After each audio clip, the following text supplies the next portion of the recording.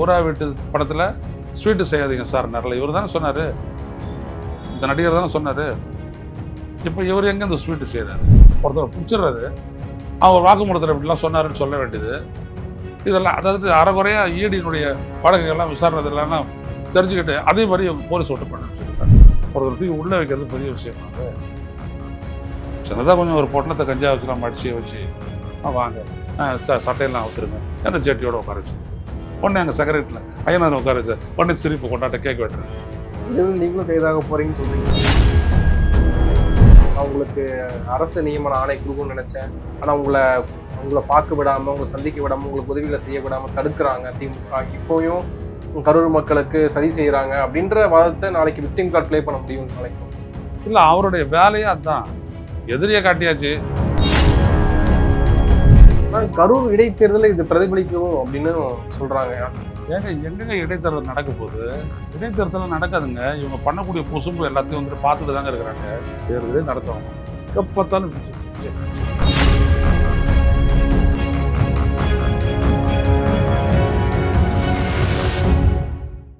South beat நேயர்களுக்கு வணக்கம்.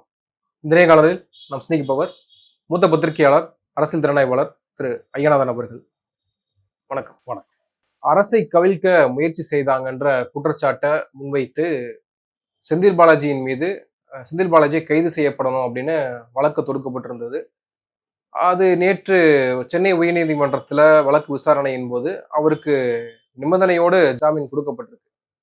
அதில் முக்கியமாக கவுண்டர் அஃபிடவிட்ல ஆட்சி கவிழ்க்க என்கிற வார்த்தையை நீக்கிட்டு தான் தாவேக்கா அரசு அதை தாக்கல் பண்ணியிருக்காங்க. அப்போ அது நீர்த்து போயிருக்கு அப்படின்றத நம்ம பார்க்கிறோம். ஜாமீனும் கிடைத்திருக்கு. இப்போ ஏன் தலைமறைவாக இத்தனை நாள் இருந்தாருன்ற ஒரு கேள்வியும் முன்வைக்கப்படுது. நீங்க எப்படி பார்க்குறீங்க? இல்லை, முதல்ல என்னன்னா, ஒரு வழக்கு ஒருத்தர் மேலே போடுறீங்க, ஒரு ஆளுங்கட்சி போடுது, அதுவும் முக்கியமாக சட்டமன்ற உறுப்பினரை வாங்கி அதை ஆட்சிக்கு எதிராக வந்துட்டு திருப்பி விடக்கூடிய முயற்சி அப்படின்னு சொல்லுது. அதில் எங்கே ஒரு எவிடன்ஸ் இருக்கு சொல்லுங்க? இதில் வந்துட்டு சம்மந்தப்பட்ட அந்த சட்டமன்ற உறுப்பினர் செந்தில் பாலாஜியோ அவரோட தம்பியோ எந்த இடத்துல இந்த இதில் இன்வால்வ் ஆனாங்கன்னு எங்கே இருக்குது இந்த விஷயம்? எதுவுமே கிடையாது. எந்த ஆதாரமும் இல்லை. அப்படி ஏதாவது ஆதாரம் இருந்ததுன்னா அவங்களுக்கு வந்துட்டு முன்பிணை விடுதலையை வந்துட்டு கொடுத்துருக்காத நீதிமன்றம். புரியுதுங்களா? நீதிபதி தரமாட்டாரு. ஏன்னா இருக்கு, போடுவாங்க, ஆதாரம் இருக்கு அப்படின்னா தூக்கி உள்ள வை அப்படிதான் சொல்லுவாங்க. அவர் மேலே அடுத்த கட்டமாக வந்துட்டு விசாரணை நடத்தி இன்னும் மேலே உண்மையில கொண்டு வரணும்னு தான் சொல்லுவாங்க. எதுவுமே இல்லைன்னா தூக்கி உள்ள வைன்னு சொல்லாத நீதிமன்றம். புரியுதுங்களா? முன்னாடி ஈடிக்கு அப்படிப்பட்ட ஒரு அதிகாரம் இருந்துச்சு. ஒருத்தரை பிடிச்சி அரெஸ்ட் பண்ணி உள்ள வைக்கிறது. வாக்குமூலத்தை என்னுடைய அடிப்படையில் வந்துட்டு ஒருத்தர் சொன்னார், இவர் வாங்கியிருக்காரு, இவர் ஊழல் அப்படின்னு லஞ்சம் வாங்கியிருக்காருன்னு சொல்லிட்டு எடுத்து உள்ள வைக்கிறது. அது வந்துட்டு பார்த்தீங்கன்னா ஈடி செஞ்சுட்டு இருந்ததே வந்துட்டு நீதிமன்ற காலத்தில் அது வந்து ஏற்றுக்கொள்ள மாட்டேன்னுச்சு. இப்போ கெஜ்ரிவாலை கைது பண்ணி உள்ள வச்சாங்க, சிசோதியாவை கைது பண்ணி உள்ள வச்சாங்க, கவிதா உள்ள வச்சாங்க, அதே மாதிரி செந்தில் பாலாஜியும் உள்ள வச்சாங்க. இவங்களெல்லாம் பாருங்க, எந்த விதமான ஆதாரமும் இல்லாத உள்ள வச்சுட்டு கடைசியில் அவங்களுடைய ஜாமீன் மனு உச்சநீதிமன்றத்துக்கு போகும்போது உச்சநீதிமன்ற நீதிபதி என்ன சொன்னார்னா, இந்த வழக்கு எந்த விதமான ஆதாரம் இல்லாத புனையப்பட்டிருக்குது, இது எப்போ முடியும்னு யாருக்குமே தெரியாது, எங்களுக்கே அது என்னன்னு புரியலை, நாங்கள் எப்படி அவங்கள வந்துட்டு தொடர்ந்து சிறையில் வைப்போம்னு சொல்லிட்டு எல்லாரும் ஜாமீனில் விடுவிச்சிட்டாங்க. ஸோ அமலாக்கத்துறை, என்ஃபோர்ஸ்மெண்ட் டைரக்டரேட் அவங்க பண்ணக்கூடிய வழக்கிலேயே இப்படிப்பட்ட ஒரு பிரச்சனை இருக்குது. நீங்கள் பார்த்தீங்க, இந்த டாஸ்மாக் ஊழல் பண்ணி 1000 கோடி ஊழல் அப்படிலாம் சொன்னாங்க பெருசாக. ஸோ உடனே அவங்க என்ன பண்ணாங்க, இதுக்கான ஆதாரத்தை தேடுறதுக்காக ஒரு சினிமாக்காரனுடைய வீட்டில் ரைடு பண்ணுறதுக்கு போனாங்க. அப்போ அந்த சினிமாக்காரர் வீட்டை பூட்டிட்டு போயிட்டாரு. உடனே இவங்க என்ன பண்ணாங்க, அதை போட்டு சீல் பண்ணிட்டு இடி என்ஃபோர்ஸ்மெண்ட் டைரக்டரேட் பண்ணாங்க. அவர் கோர்ட்டில் வந்துட்டு கேஸ் போட்டார். நான் இதில் எந்த விதத்துலையும் சம்மந்தப்பட்டவங்க, எதுக்காக என் வீடை வந்துட்டு சோதனையிட வந்தாங்க அப்படின்னு சொல்லிட்டு கேட்டார். நீதிபதி என்ன கேட்டார், சென்னை உயர்நீதிமன்ற நீதிபதி என்ன கேட்டார், அவர் மேலே இந்த வழக்கில் தொடர்புடைய ஏதாவது ஒரு எவிடன்ஸை காட்டுங்கன்னாரு.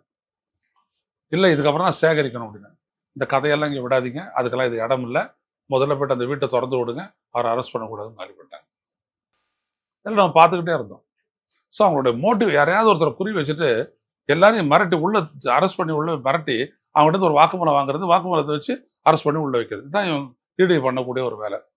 கிட்டத்தட்ட இதே வேலை தான் இப்போ போலீஸ் வச்சு ஒரு விஜய் அல்லது ஆதவர்ஜுனா ரெட்டி இவங்க பண்ணுறாங்க. என்ன கேட்குறேன்னா, எந்த இடத்துல அவங்க வந்துட்டு ஒரே ஒரு எம்எல்ஏ, ஒரு லாஜிக்காக தான் நாங்கள் சொன்னோம், நான் இங்கே முன்னாடி பேசிட்டாருன்னா ஒரே ஒரு எம்எல்ஏ மட்டும் திருப்புறதுனால எப்படி இந்த ஆட்சி கவிடும்? அவர் தானே பதவி இழப்பாரு. ஆமா, இல்லையா? இந்த ஆட்சியை கவிழ்க்கணும் அப்படின்னோம்னா 59 எம்எல்ஏ வாங்கணும் திமுக. வாங்கிட்டு ஆட்சியை இவங்க இவங்க இவங்க ஆட்சியை ஏற்படுத்தணும். அப்ப இதெல்லாம் வந்து சாத்தியப்பாடே இல்லாத ஒரு விடயம். ஒரு 10 பேரை இழுத்தா முடிஞ்சு போகுது. ஆனா, ஒரே ஒரு ஆள மட்டும் சொல்லிட்டு 35 கோடி பேரம் பேசுறாங்கன்னு சொல்றீங்களே, அந்த பர்ட்டிகுலர் திருநாவுக்கரசு பார்த்தீங்கன்னா, அவரு வந்துட்டு ஒரு ஊடகவியலாளரு. அவர் ஒரு மாரி சர்வேலாம் எடுக்கிறவரு. ஐபிடிஎஸ்ன்னு ஒரு நிறுவனம். நிறுவனத்துக்குள்ள அவரு சேர்ந்தவர் அவரு. அவருடைய செல்ஃபோன் எடுத்து சோதிச்சீங்கன்னா, எல்லாருடைய நம்பர் கூட இருக்கும். அதனாலேயே அவரும் குற்றவாளி. அது ஃபோன்ல இருக்கிறவங்க பேரெல்லாம் குற்றவாளி அப்படின்னு சொல்லிட்டு சேர்த்துற முடியுமா? ஸோ, இதுதான் இந்த கேஸ் வந்துட்டு அடிபட்டதுக்கு ஒரு காரணம். ஸோ, முதல்ல ஆட்சி கவிழ்த்த சதி. அப்புறம் 35 கோடி ரூபாய். டிரான்சாக்ஷன் ஆச்சான்னு கேட்குறாரு. ஆச்சா?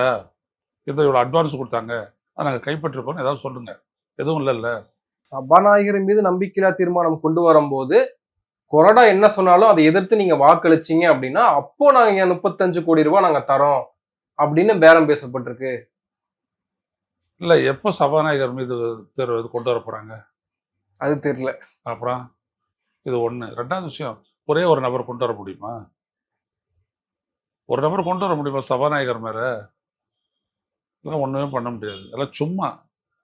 அதாவது ஒரு மோசமா இப்படி சொல்லிட்டு 2வது எம்எல்ஏக்கள் வாங்குறாங்க அப்படின்ற ஊழல் குற்றச்சாட்டை விசாரிக்கிறதுக்கு டிவிஎஸ் இருக்குது. போலீஸ் எப்படி பண்ணலாம்? இந்த டெக்னிக்கலா ஏற்கனவே என்ன இவங்க கேட்டாரு. டிவிஎஸ் தானே இதை பண்ணணும். நீங்க ஏன் போலீஸ் வச்சு பண்ணிட்டு இருக்கீங்க? ஊழல் தடுப்புன்றது உங்க வேலை இல்லை, அவங்களுடைய வேலை தானே. அதுக்குன்னு இருக்கக்கூடிய அமைப்பு இல்லையா தமிழ்நாடு அரசுகிட்ட? அதையும் பயன்படுத்தல அப்படின்னு கேட்டாங்க. ஏன்னா அவங்க எவிடன்ஸ் பேசிட்டு போறாங்க. இதை சொன்னது செய்யறதுக்கு போலீஸ் வந்துட்டு போதும். அதான் இப்போ பண்ணாங்க, அதெல்லாம் மாட்டிக்கிட்டாங்க. அரசியலுக்காக ஆதாரம் இல்லாத ஒரு குற்றச்சாட்டை முன் வச்சிருக்காங்க அப்படின்ற வாதத்தை ஏத்துக்கிட்டு தான் உயர்நீதிமன்றம் ஜாமீன் கொடுத்திருக்காங்க. ஆனால் ஏன் செந்தில் பாலாஜி அவர் நிரபராதி அப்படின்ற பட்சத்துல ஏன் அவர் வந்து ஓடி ஒளியணும், ஏன் தலைமறைவாக இருக்கணும்ன்ற கேள்வி முன்வைக்கப்படுதுல. இல்ல தலைமறைவா அவர் இருக்கணும் அப்படின்னோம்னா, என்ன நீங்க எதுக்கு கைது பண்ண போறீங்க? இப்ப உங்களையோ என்னையோ கைது பண்றதுக்கான முயற்சி நடக்குது. நம்ம என்ன பண்ணுவோம்? எஸ்கேப் ஆகும். ஏன்? நம்மளோட சம்மந்தம் இல்லாத ஒரு இடம் அது. ஸோ, அந்த ஏன் இவர் வந்துட்டு தலைமறைவா இருக்கிறாருன்ற மோட்டிவ் வந்துட்டு இந்த கேஸ்ல இருந்தே தெரியுது இல்லையா? அவரை வஞ்சிக்கிறதுக்கு, அவரை பழி வாங்குறதுக்கு. ஏன் பழி வாங்க நினைக்கணும்? இப்ப இந்த கரூர் விடயத்துல நீங்க பார்த்தீங்க அப்படின்னோம்னா, எல்லாரும் விசாரணைக்கு அழைக்கப்பட்டாங்க. விஜய் உட்பட. பலமுறை அழைக்கப்பட்டாங்க, போனாங்க. ஒரு நீண்ட காலம் விசாரணைலாம் நடந்துச்சு. அதே மாரி கடைசியா வந்துட்டு விசாரணைக்கு டெல்லிக்கு அழைச்சது வந்துட்டு யாரும் செந்தில் பாலாஜி அழைச்சாங்க. போனாரு. அவர் போயிட்டு வந்துட்ட உடனே அந்த கேஸுக்கு ஒரு புதிய ஆங்கிள் கிடைச்சது. உங்களுக்கு தெரியும்னு நினைக்கிறேன். மூவி கேமராவெல்லாம் வச்சு இவங்க வந்துட்டு ஷூட் பண்ணியிருக்கிற விஷயத்த அந்த எவிடன்ஸ் வந்துட்டு இவர்கிட்ட தான் வந்துச்சு. இல்லையா? இவர் போயிட்டதுக்கு வந்து அந்த மாதிரி ஒரு எவிடன்ஸ் எல்லாம் வந்துச்சுன்னா அதுக்கப்புறம் தான் ஊடகங்களுக்கே வந்தது. புரியுதுங்களா? ஸோ இவங்க அந்த ஷூட்டிங்காக ஆட்களை ஏற்பாடு பண்ணி எடுத்து அந்த இஷ்டத்துக்கும் குவிச்சாங்க. அதில் எடுத்துகிட்டு போய்ட்டு பஸ்ஸை சொருவினதுனால தான் இது வந்துச்சு அப்படின்ற கேஸை ஸ்ட்ரெங்தன் பண்ணக்கூடிய அளவுக்கு அந்த எவிடன்ஸ் அமைஞ்சிருச்சு. அதுதான் இவங்களை தூக்கி வைக்கணுன்ற ஒரு கோபம் வந்துட்டு விஜய்க்கும் ஆதவர்ஜுனா ரெட்டி மற்றவங்களுக்குலாம் இருக்கிறதுக்கு காரணமே அதுதான். வேற ஒன்றும் இல்லை. விஜய் கரூர் செல்வதற்கு முன்பாக செந்தில் பாலாஜியை கைது செய்தே ஆகணும் அப்படின்ற ஒரு அசைன்மெண்ட் அதுல இருக்கு அப்படின்னு சொல்றாங்க. ஆமா, அதான் சொல்ல வர. அது எதுக்காக கைது பண்ணி உள்ள வச்சுட்டாங்கன்னா பாருங்க, யாரால இந்த சம்பவம் நடந்துச்சோ அவரை நாங்கள் உள்ள வச்சிருக்கிறோம் அப்படின்னு சொல்றதுக்காக போனாங்க. இதுதான் அவங்களுடைய மோட்டிவ். விஜய் எப்படின்னோம்னா, விஜய் ஒரு சினிமாக்காரரு. அவர்கிட்ட வந்து கோர்ட் எடுத்து வந்து நிறுத்துவாங்க. என்ன கஞ்சா கடத்துனாங்க. ஐயா அந்த மாதிரிலாம் இல்லை ஐயா, அவர் தான் என் கொண்டாந்தாரு பாக்கெட்டில், இவர் தாங்க தந்து வச்சாரு, எனக்கு இதெல்லாம் தெரியுங்க ஐயா அப்படி இப்படிலாம் சொல்லிட்டு இது பண்ண உடனே அப்படிலாம் ஒன்றும் இல்லை, நீங்கள் சொல்கிறதெல்லாம் ஏற்றுக்க முடியாது, உங்கள் வீட்டில் கஞ்சா கைப்பற்றப்பட்டது உண்மை அப்படிலாம் சொல்லிடுவாங்க. சரிங்க ஐயா, போலீஸ் வந்துட்டு இவரோட வீட்டுக்கு போகணும், இந்த இன்ஸ்பெக்டர் தானே பிடிச்சாரு, அவர் வீட்டில் கஞ்சா இருக்குதான்னு போய் பார்க்கணும் அப்படின்ட்டு ஒரு வேண்டுகோள் இருப்பார். இதெல்லாம் அவதூறு போடலாம், அவங்களாம் பொங்குவாங்களாம். இல்லையா நீங்கள் நான் கேட்குற நியாயம் தான் ஐயா, என் வீட்டில் வச்சுதான் சொல்கிறாங்க, நானும் இங்கே தான் இருக்கிற 3 நாளாக என்னை கைது பண்ணி தான் வச்சுருக்குறாங்க, அவர் வீட்டில் ஏதாவது இருக்குதான்னு போய் பார்க்கலாம் அப்படின்னு போயிட்டு போனால் அலபாரில் இருக்கும், பெட்ரூமில் இருக்கும், பாக்கெட்டே இவ்வளோ பாக்கெட் கொண்டு வருவாங்க. சுறா படத்தை சொல்றீங்க? ஆமா, அதாவது விஜய் வந்துட்டு ஏற்பாடு பண்ணி அந்த மாதிரி வச்சுட்டாராம். இந்த புத்தி, இதை தாண்டி புத்தி வளர்ச்சி கிடையாது. உடனே இவங்களும் அதே மாதிரி பண்றாங்க. இதுல பாருங்களேன், ஒருத்தர் பிடிச்சிடுறது, அவங்க வாக்குமூலத்தில் இப்படிலாம் சொன்னாருன்னு சொல்ல வேண்டியது, இதெல்லாம் அதாவது அறகுறையா ஈடியினுடைய வழக்குகள்லாம் விசாரணை இதெல்லாம் தெரிஞ்சுக்கிட்டு அதே மாதிரி இவங்க போலீஸ் விட்டு பண்ணி வச்சிருக்கிறாங்க. தெரியுதா அப்போ? ஸோ பண்ண உடனே என்னாச்சு, அவர் பிடிச்சிட்டோம். அப்புறம் அவர் வீட்டில் ஒரு ரைடு பண்ணோம். அதில் வந்துட்டு அவங்க அட்வான்ஸ் வாங்கின அந்த 10 லட்சம் அது கொடுக்கறதுக்காக வச்சிருந்த பணம் தான், அதையும் பிடிச்சிட்டோம். அப்படியே விஜய் அங்கே சொல்லுவார் வந்துட்டு, ₹1 இல்ல, ₹2 இல்ல, 10 லட்சம் ரூபாய் அப்படின்னு. 10 லட்ச ரூபாயை வச்சுக்கிட்டு இப்போ வந்து கோட்டையை வாங்குற மாதிரி அளந்து விடுவார் அவர். என்னது இது அப்படின்னு கேட்பாரு. என்னது இது அப்படிலாம் அவர் கேட்பாரு. அதுக்காக ஒரு ஏற்பாட்டை தான் அவர் ஒத்தி உள்ள வைக்கிறதுக்கு பண்ணாங்க. நடக்கல. ஆனா கோர்ட் வந்து நிபந்தனையற்ற ஜாமீன் கொடுக்கல இல்லையா? நிபந்தனையோட ஜாமீன் தானே கொடுத்துருக்காங்க. டெய்லியும் போய் கையெழுத்து போடணும். இன்னமும் விசாரணை நடந்துட்டு தானே இருக்கு. எதிர்காலத்திலோட எவிடன்ஸை கொண்டு வரலாம். அதனால நீங்க வந்துட்டு கையெழுத்து போட்டுக்கோங்க, அவ்வளவுதான். You are free. But at the same time நீதிமன்றம் உன்னை வாட்ச் பண்ணுது அப்படின்னு அர்த்தம். நாளைக்கு கரூர் செல்கிறார் முதல்வர் விஜய். அங்க பாதிக்கப்பட்ட குடும்பங்களை சந்திக்கிறாரு. கூடுதலாக அந்த குடும்பத்திலிருந்து 32 பேருக்கு அரசு பணி ஆணையும் வழங்க இருக்கிறாரு. இது நிறைய மட்டத்துல எதிர்ப்புகளும் வந்திருக்கு, ஆதரவுகளும் இருக்கு. நீங்க எப்படி அதை பார்க்குறீங்க? இல்லை, இப்போ இவர் வந்துட்டு அப்போவே அந்த அரசு இதெல்லாம் பண்ணி செத்து போய் அங்கே வந்து வந்தோடனே 41 குடும்பங்களுக்கும், அந்த 41 பேருக்கும் அவங்க சார்ந்த குடும்பங்களுக்கும் 10 லட்ச ரூபா கொடுத்தாரு யார், மு.க. ஸ்டாலின். அதுக்கப்புறம் தான் இவர் நம்ம ஏதாவது செய்யணுமேன்றதா 20 லட்சம்னு அறிவிச்சார். இல்லாட்டி ஒரு அரையனா தந்திருக்க மாட்டார் விஜய். எவ்வளோ பேர் செத்து போயிருக்கிறாங்க, இதுக்காக தந்தார் அவர். முதல் மாநாட்டில் ஒரு 6 பேர் செத்தாங்க. அடுத்தபடியாக மதுரை மாநாட்டில் ஒரு 3 பேர் செத்தாங்க. அப்புறம் போகிற இடம் வர இடம் வழியில் அந்த வண்டியில் இடிபட்டு செத்தவன், அப்புறம் வெயிலில் காஞ்சி செத்தவன் அப்படின்னு ஏகப்பட்ட பேர் இருக்குது. எல்லாம் செத்தா ஒரு 50-52 பேர் வரும். யாரும் கொடுத்துருக்காரு அவர் காம்பன்சேஷன்? ஸோ விஜய் அப்படி யாருமே கொடுக்கறதில்ல. இந்த இடத்துல வந்துட்டு அவர் ஒரு பெரிய ஒரு அரசியல் வந்துட்டு பாதிக்கப்படக்கூடிய நிலைமை. அதனால் இங்கே போயிட்டு அவர் வந்துட்டு இது மாதிரி அவர் கொடுக்குறாரு. சம்பளம் கொடுத்தா சரி, பணம் அனுப்பி வச்சு இப்போ வேலை கொடுக்குறேன் நான் உங்களை. ஏன்னா சொன்னாரான், நான் உங்களோட எப்போதும் நிற்பேன் அப்படின்ட்டு. அந்த நிற்பேன் அப்படின்றத வந்துட்டு இப்படி காட்டுறதுக்காக 32 பேருக்கு வேலை அப்படின்னு சொல்கிறாரு. வேற ஒன்றும் இல்லை. நம்மள்ட்ட கேள்வி என்னன்னா, எப்போதுமே அவங்களோட நிற்பேன், அவங்களுக்கு உறுதுணையாக இருப்பேன்னாங்க, செத்து விடும்போது ஏன் ஓடி போனீங்க? இவருக்கு என்ன, நாலு சம்மந்தப்படாத அப்படின்னு சொல்லி மக்கள் நம்பணும், அதானே? நீங்கள் 7-10க்கு தான் அந்த இடத்துக்கு வரீங்க. நல்ல கும்பல். போலீஸ் சொல்றது கொஞ்சம் முன்னாடியே நிறுத்தி, 50 மீட்டர் முன்னாடியே நிறுத்தி அங்கே இருந்து பேசுகிறேங்க ஐயா, அங்கே உள்ளே போனீங்கன்னா க்ரௌடு ஃபஸ்ட் ஆகும், மக்கள்லாம் பாதிக்கப்படுவாங்க, நெரிசல் ஏற்படும் அப்படின்னு அவர் சொல்லியிருக்காரு. இல்லை அந்த ஸ்பாட் எடுத்து போய் நிறுத்துங்க நீங்கள். அதே மாதிரி அவங்க எடுத்து போய் நிறுத்துறாங்க. 2 பக்கம் மக்கள் ஸ்ப்ளிட் ஆகி பின்னுக்கு போகிறாங்க. இவர் போய் 7-10க்கு ஆரம்பித்த உடனே தான் இவர் பேச ஆரம்பிக்கும் போதே அப்போயே கூக்குரல்லாம் ஆரம்பிச்சிருச்சு. தண்ணியை தூக்கி வீசுறாரு, ஆம்புலன்ஸ் வருது, மயக்கம் போட்டு விடுறாங்க, சின்ன பிள்ளைய காணும், எல்லாத்தையும் இவரே பேசுகிறாரு. அங்கே ஒரு 20 நிமிஷம் தான் அவர் இருக்காரு. 7:32க்கு அந்த இடத்த விட்டு வெளியேறாரு. அதுக்குள்ள 30 பேர் சுத்திட்டான். அவர் இங்கேருந்து போயிட்டு ஏர்போர்ட் சேர்றதுக்குள்ள சொல்லிட்டான், 30 பேர் பணமா வந்துட்டாங்க ஆஸ்பத்திரிக்கு, பணம் வந்துருச்சு அப்படின்றான். இவர் அப்படியே கண்டுக்காத அப்படியே போறாரு. யாரு? மக்களுக்காகவே வந்து நிக்கிறேன்னு சொன்ன இவரு கண்டுக்காதே அப்படியே போறாரு. அன்னைக்கு இருந்த சூழல் ரொம்ப பதற்றமான ஒரு சூழல் இல்லையா? என்ன உனக்கு என்ன பதட்டம்? நீ தான் தெளிவா இருக்கல, நீ ஒன்றும் எதுக்கும் காரணம் இல்லை. அங்கே நின்றுட்டு போ. உன் குடும்பம்ன்ற, உனக்கானவங்கன்ற, உன் மக்கள்ன்ற, உன் சொந்தங்கள் அப்படின்ற, உன் சொந்தங்களுக்கு எதாவது நடந்துச்சுன்னா ஒன்று வீட்டை விட்டு கடன்னு ஓடி ஃப்ளைட்டை பிடிச்சிட்டு எங்கேயாவது ஊருக்கு ஓட்டுவியா? அங்கே தானே இருக்கணும். சரி, நீ ஓடி போயிட்ட. ஆது அர்ஜுனா, நிர்மல்குமார், பூசி ஆனந்த், பொடலங்கா எல்லாமே வந்துட்டு எஸ்கேப் ஆயிடுச்சு. நிறைய கதைகள் சொல்றாங்கல்ல, எங்களை அனுமதிக்கல, திரும்பி போகணும்னு நினைச்சோம், ஆனா காவல்துறை முட்டுக்கட்டை போட்டாங்க, காவல்துறை வந்து எங்களுக்கு அனுமதி கொடுக்கல. அந்த இடத்துக்கே போய் நீ நிக்கலையே, காவல்துறை எங்க அனுமதி இதுக்கெல்லாம் கேட்பாங்க? அங்கே போயிட்டு மருத்துவமனைக்கு வர்றதுக்கு வந்துட்டு காவல்துறை கிட்ட மருத்துவமனையில் நான் வருகிறேன் அப்படின்னு நைட்டு வந்துட்டு 10 மணிக்கு அவங்க பர்மிஷன் கேட்பாங்க. இப்போ மற்றவங்கலாம் போனாங்களா? அவங்களாம் பர்மிஷனோட தான் ஹாஸ்பிட்டல் போனாங்களா? ஸோ எல்லாம் புழுவுங்க. அது விஜய் இந்த ஆதவ அர்ஜுனா ரெட்டி பேசினாலே பிக் மவுத்து வாய், இதே தான், ஒரே பொய் தான், எதுவுமே கிடையாது. ஸோ இவங்களா ஒன்று உடைக்க நினச்சி என்னென்னலாம் பொய்யெல்லாம் சொன்னாங்களோ அவ்வளோ உடஞ்சி போச்சு. எல்லாத்தையும் பண்ணதை வந்துட்டு செந்தில் பாலாஜி தான் அப்படின்னாங்க. ஆனால் இப்போ எப்படி கோர்ட்டில் வந்துட்டு அந்த ஆட்சி கவிழ்ப்புக்கானது அப்படின்னு சொன்னதை நீக்கிறாங்களோ அதே மாதிரி அங்கேயும் போட்டு அதெல்லாம் சொல்லவே இல்லை. செந்தில் பாலாஜி சொல்கிறப்ப எதுவுமே சொல்லலை. இப்போ அந்த ஆள் நின்றுட்டு சொல்கிறாரு, அமைச்சர் ஆதவ அர்ஜுனா ரெட்டி சொல்கிறாரு, அதாவது உதயநிதியுடைய நலனுக்காக காவல்துறையை வைத்து எங்களுடைய மக்களை அடித்து கொன்று விட்டார்கள்ன்றாரு. இப்போ இதுக்கு விஜய் வந்துட்டு ரிப்ளை கொடுக்கணுமா இல்லையா? அவர் தான் போலீஸ் அமைச்சர். இது வரைக்கும் சொல்லவே இல்லை. அது பாட்டுக்கு அப்படியே தான் இருக்குது. ஏன்? யார் மேலேயாவது பழிய போட்டு நான் தப்பிக்கணும்.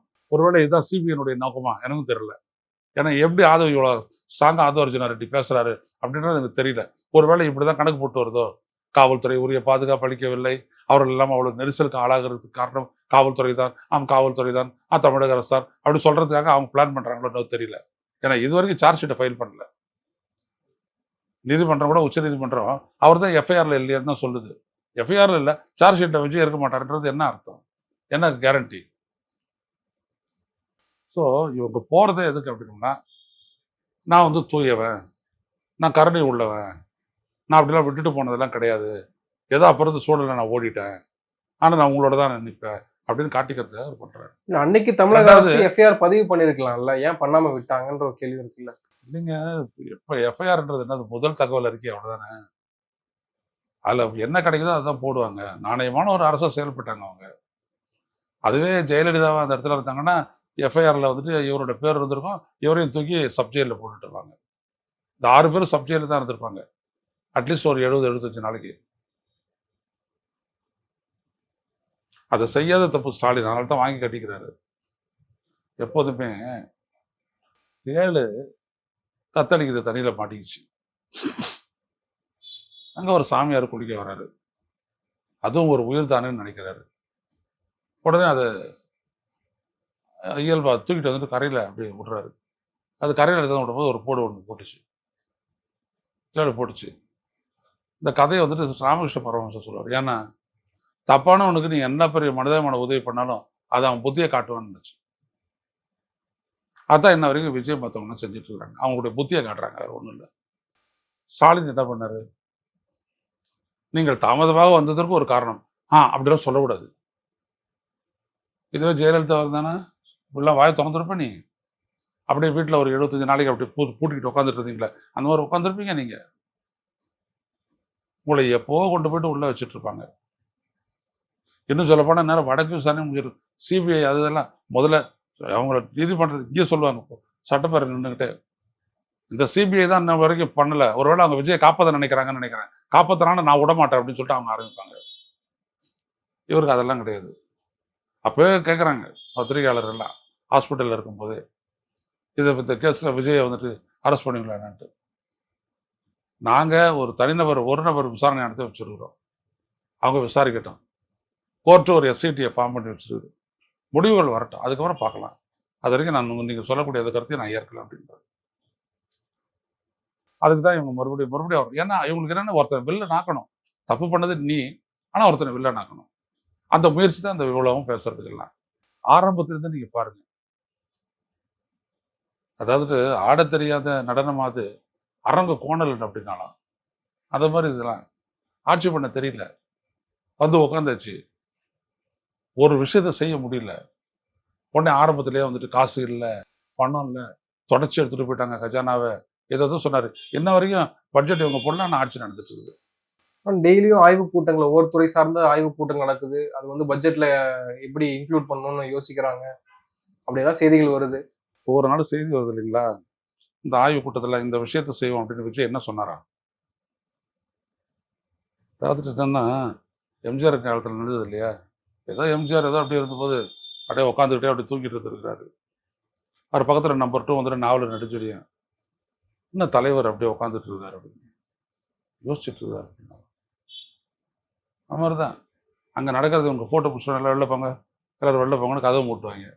மூட்ட உடனே இவர் அப்படி பேசினார், இவர் இப்படி சஜஷன் கொடுத்தாரு, அப்படி ஒரு ஒத்துக்கிட்டாரு அப்படின்னா, இப்போ வன்னி அரசெல்லாம் வெளில வந்து கதவு விட்றாங்க இல்லையா, அதெல்லாம் அந்த மாதிரி கோயபல்ஸ் வேறு. இதெல்லாம் கலைஞரும் ஸ்டாலினும் அப்படின்னோம்னா அங்கே உட்காந்துட்டு பல கேள்வி கேட்பாங்க. ஏன்னா நடைமுறைப்படுத்த போகிறாங்க. இவங்க என்ன பண்ண போகிறாங்க? எதையும் நடைமுறைப்படுத்த போகிறதில்ல. சிலிண்டர் ஏதாவது ஒரு 4-5 லோடு வந்துருக்கு தானே செக்ரட்டேரியட்டுக்கு, இவர் எடுத்து தூக்கி கொடுக்கறதுக்கு. ஏதோ ஏற்கனவே ஸ்டாலின் வாங்கி பஸ்ஸுக்கு தானே வச்சுருந்தாரு, உடனே அதை தூக்கி கொடியெல்லாம் ஆச்சிட்டு அப்படி செல்ஃபில் எடுத்துக்கிட்டீங்க. நீங்கள் எப்போ பஸ் வாங்கி கூட போகிறீங்க? தெரியாது.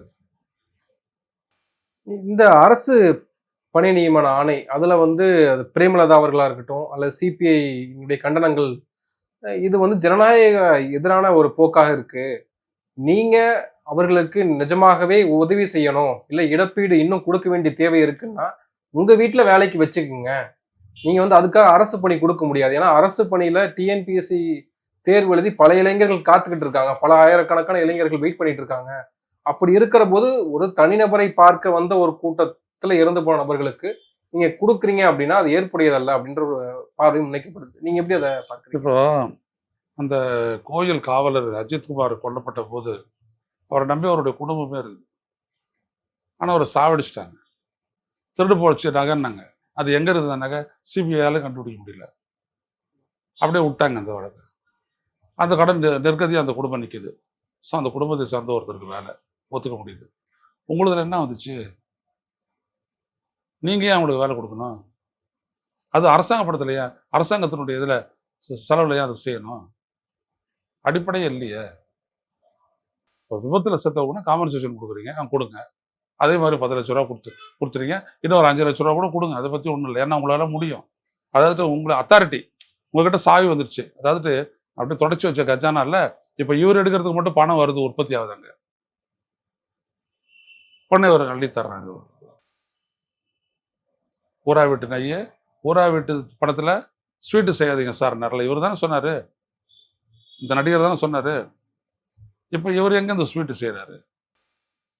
இல்லை எங்கே இந்த அல்வா கிண்டுறாரு? சொல்கிறது ஒன்று, எனக்குன்னா எல்லாமே மாற்றிக்குவேன். ஏன்னா என்ன அது சொல்கிறாங்க, அவர் நினைக்கிறாரா இன்னமும் தான் தான் தமிழ்நாடு அப்படின்ட்டு. விஜய் மதுரை சோழ வந்தான் விஜய், மதுரை மேற்கு விஜய் என்ன சொல்ல, அதே நினைப்பில் தான் போயிருக்காரான். காப்பாற்றினா உண்டு. ஆனா கரூர் இடைத்தேர்தலை இது பிரதிபலிக்கும் அப்படின்னு சொல்றாங்க. அது செந்தில் பாலாஜி கைது விவகாரத்திலேயே வாதத்துல முன்வைக்கப்பட்டது அந்த ஒரு விஷயம் சொன்னாங்க.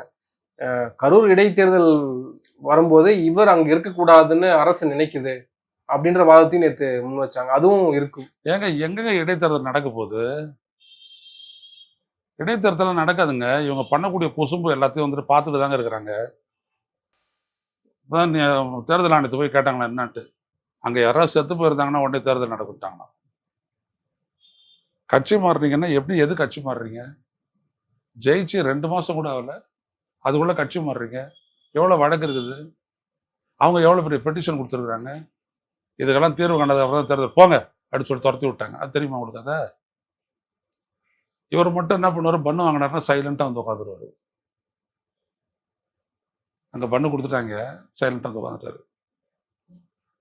இவங்க வந்துட்டு எல்லா விதமான பேரமும் பண்ணுவாங்க, சோஃபாவை அனுப்பி வைப்பாங்க, ஆதரவு கேட்பாங்க, எல்லாம் பண்ணுவாங்க. ஆனால் எதுவுமே தேர்தல் ஆணையத்துக்கு வந்து தெரியாதா? அவ்வளோதான்.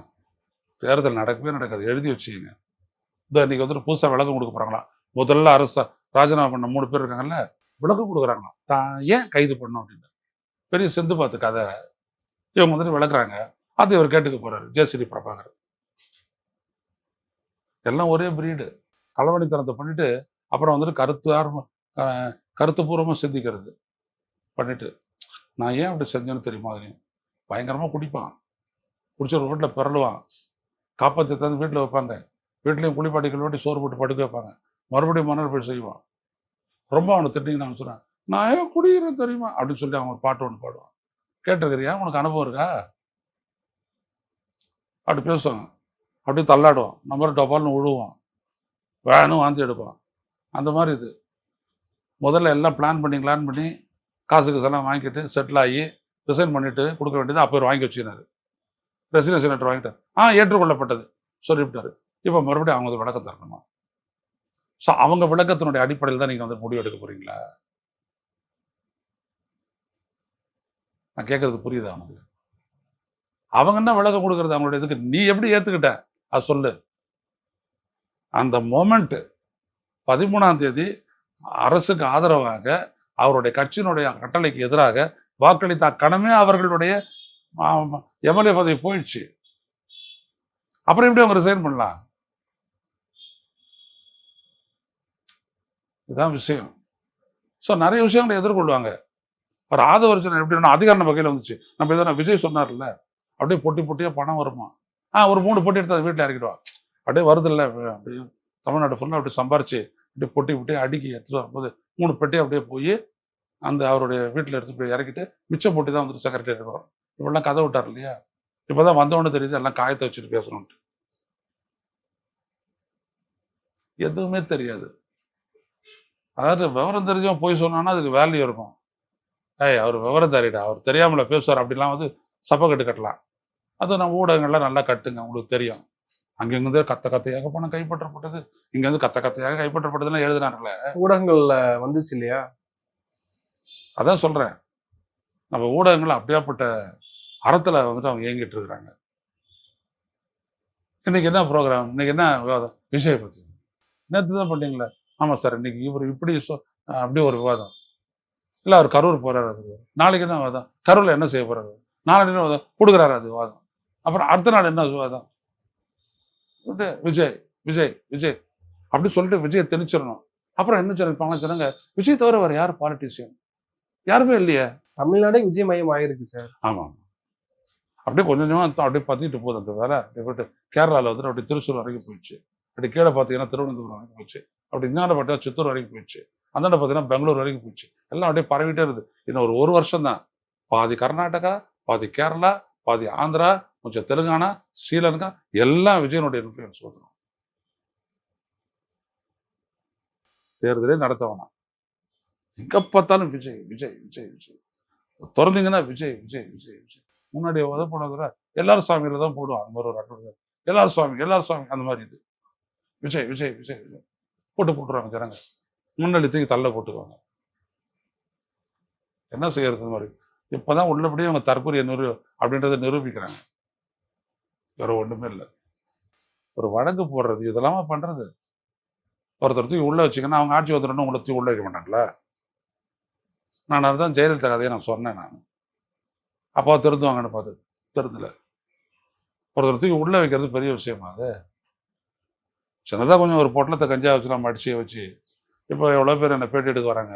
அப்படி பேட்டி எடுக்க வரேன், அப்படி டீ முன்னாடி ஒரு தட்டி விட்டான்னு வச்சு நான் தான் அப்படி குஞ்சிட்டு ஏதாவது பார்த்துட்டு போனேன். அப்படி தட்டி விட்டு அப்படி போட்டு வச்சுட்டான்னு வச்சு பின்னாடி ஒரு 10 நிமிஷத்துக்கு அப்புறம், சார் உங்கள் வீட்டில் சோதிக்கணும், இது பாருங்க சார் நீங்கள் வந்து வச்சுருக்கிறீங்க, வாங்க சார் சட்டையெல்லாம் அவுத்துருங்க, என்ன ஜேட்டியோட உட்கார வச்சுருது. உடனே அங்கே செக்ரட்டரியில் ஐயனார் உட்கார வச்சு உடனே சிரிப்பு கொண்டாட்ட கேட்க வெட்டுறது. அப்புறம் நான் சும்மா இருப்பேனா? நான் வருவேன்ல. எனக்கு தானே ஒன்றே கேட்கல அறிவு இருக்குது, மூளை இருக்குது. நான் யோசிக்க மாட்டேனா? நான் என்ன பண்ணுவேன்? ஒரு கட்சியில் சேருவேன். விரைவில் நீங்களும் கைதாக போறீங்கன்னு சொல்றீங்க. யாரு? ஆமா, ரிவர்ஸ் ஆகுயா. விதைப்பதை அறுவடை செய்வாய், அதான சொல்லியிருக்குது. முற்பகல் செய்யன் பிற்பகல் விளையும் அப்படின்ட்டு. அப்படிதானே இது. எந்த திருடன் தப்பிச்சிருக்கிறான் நிரந்தரமா? நானும் ஒரு 40 வருஷமா செயின் திருடுறேங்க, நல்லபடியா இருக்கிறாங்க. 4-5 பொண்ணுங்களை கல்யாணம் பண்ணி விட்டேன், எல்லாம் என்னோட சொந்த பந்தங்களை நல்லா உட்கார வச்சுட்டேன், நானும் இது பாருங்க 2 கார் வச்சு நல்லா வாடுறேன் அப்படின்னு எவனா இருக்கானே சொல்லுங்களேன்? அப்படி யாராவது இருக்கானா? யாரும் கிடையாது. எல்லாம் உள்ள போகிறேன் வெளில வரேன், வயதுக்கு தான் சார் பண்ணுறேன், நான் என்னத்துக்கு நான் போட்டு செயின் இருக்க போகிறேன், எனக்கு மட்டும் அந்த அம்மா மேலே பார்த்தா அவர் கதை விடுவோம். இப்போ இவங்க கதை விடுற மாதிரி. இதெல்லாம் என்ன அப்படின்னோம்னா ஐஎம்மெச்சூரிட்டி.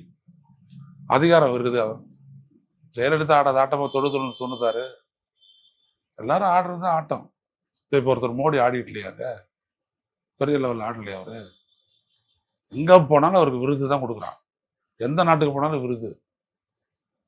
விஸ்வகுரு அவர்.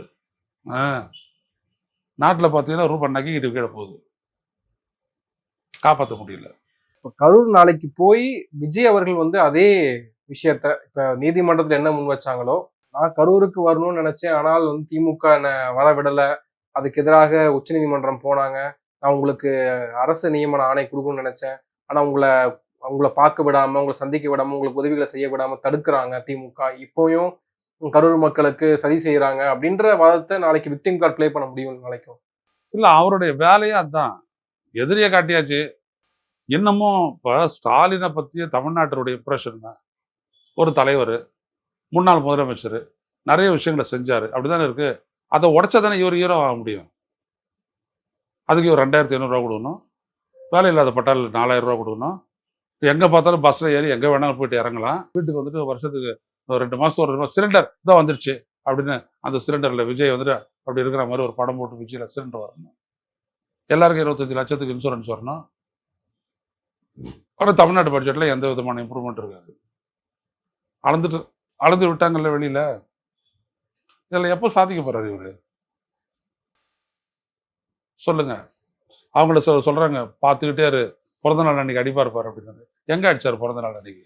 இல்ல இன்னும் சில பேர்லாம் சொல்றாங்க அவர் எதையுமே செய்யாட்டி அவரோட இமேஜ் டேமேஜ் ஆகாது. அதுக்கு தான். அதாவது என்ன அப்படின்னா, இதை செய்யற சாதாரண இந்த விர்ச்சுவல் வாரியர்ஸ் அவங்க விட்டுருங்க. இந்த தொலைக்காட்சியில் இருக்காங்களே எடிட்டர் அப்படின்ட்டு, நான் அவங்களெல்லாம் சொரிங்க அப்படின்னு சொல்லியிருந்தேன் ஒரு இன்டர்வியூவில். அவங்களெல்லாம் எடுத்துக்கங்களேன். எப்படி செய்வார் அவர்? எதுவுமே செய்யலைன்னா எப்படி வருவார்? அப்போ இருக்கிற மக்களெல்லாம் ஓகேங்களா? இப்படி ஒரு கதை இது பண்ணுறதுக்காக ஒரு 4-6 லட்சம் ரூபாய்க்கு அவன் சம்பளம் வாங்குறான் மாதம் மாதம். நோக்கம் இவ்வளோதான். இந்திய ஒன்றிய அரசுடைய நோக்கத்துக்கு இவங்க போகிறாங்க. திமுகவை ஒழிச்சு கட்டிடணும் ஒரு வழியாக. அண்ணா திமுகவை காணடிக்கணும். இப்போதைக்கு விஜய், அப்புறம் அண்ணாமலை. தமிழ்நாட்டை சுரண்டணும், ஒன்றும் இல்லாதாக்கணும், இவ்வளோதான். ஸோ அந்த ஒரு பெரிய ஒரு பிளானில் தான் இவங்கெல்லாம் வந்துட்டு ஒரு ஆட்கள் அங்கே. நாங்களும் ஊடகவியலாளர்னு சொல்லிக்கிட்டு அப்படி பண்ண வேண்டியது. வேறு ஒன்றுமே இல்லை. ஒன்றுமே இல்லாத எப்படிங்க அவன் நல்லாட்சி கொடுப்பான்? ஒன்றுமே இல்லைன்னு எல்லாருக்கும் தெரியும். ஆனால் அவனுக்கு ஓட்டு போட்டுக்கிட்டே இருப்பானுங்களே. இப்போ அந்த மாதிரி ஓட்டு போட்டாங்க. நமக்கு தான் தெரியும் அதில் என்னான்ட்டு. அதனால் விஜய் அங்கே போயிட்டு எதாவது விக்டிம் கார்டை ப்ளே பண்ணுவார். என்ன தான் பாதிச்சிட்டாங்க, நான் அங்கே காரணம் அப்படின்னுவார். இல்லவே இல்லை குழந்தை, இல்லவே இல்லை, நான் உன்னை தான் பார்க்க வந்தேன், உன் அழகு முகத்தை பார்க்க வந்தேன் அப்படின்னு அவங்களும் சொல்லுவாங்க. அதை உடனே எல்லாரும் போடுவாங்க. விஜயனுடைய நோக்கம் என்னாச்சு? அவங்க வந்துட்டு கட்டாயம் விஜய் எதிராக எதுவும் சொல்ல மாட்டாங்க. ஆனால் சிபிஐ விசாரணை அப்படி இருக்க போகிறதில்ல. அங்கே என்ன நடந்துச்சுன்றதை நீ சொல்லு. அதுலேருந்து தே ட்ரா இன்ஃபரன்ஸ். அதை அவன் கோர்ட்டில் அப்படியே சப்மிட் பண்ணிவிடுவான். முடிஞ்சு போச்சு. இவங்க சொன்னது இதுதான் அப்படின்றாங்க. நீ விஜய் இல்லைன்னு சொல்லலாம், நடந்த நிகழ்வு அப்படி தானே சொல்லுவேன். அப்போ அதுலேருந்து நான் வந்துட்டு இன்ஃபரன்ஸ் எடுத்துருவான். ஒருவேளை நாணயமாக இந்த வழக்கை சிபிஐ பண்ணிச்சு அப்படின்னோம்னா எல்லாத்தையுமே சொல்லிடலாம், ஈஸி. இல்லை அது விஜயை காப்பாற்ற நினைக்குது அப்படின்னா கட்டாயம் விஜய் ஆர்எஸ்எஸ்னுடைய செல்ல புள்ள தான். அதான் நிரூபணமாகும். இது வரைக்கும் வரலையே சார்ஜ் ஷீட்டு, அப்புறம் இதுக்கப்புறம் என்னது? பொறுத்திருந்து பார்ப்போம். நன்றி, நிறைய விஷயங்களை பகிர்ந்துருக்கீங்க. உங்க நேரத்துக்கு மிக்க நன்றி.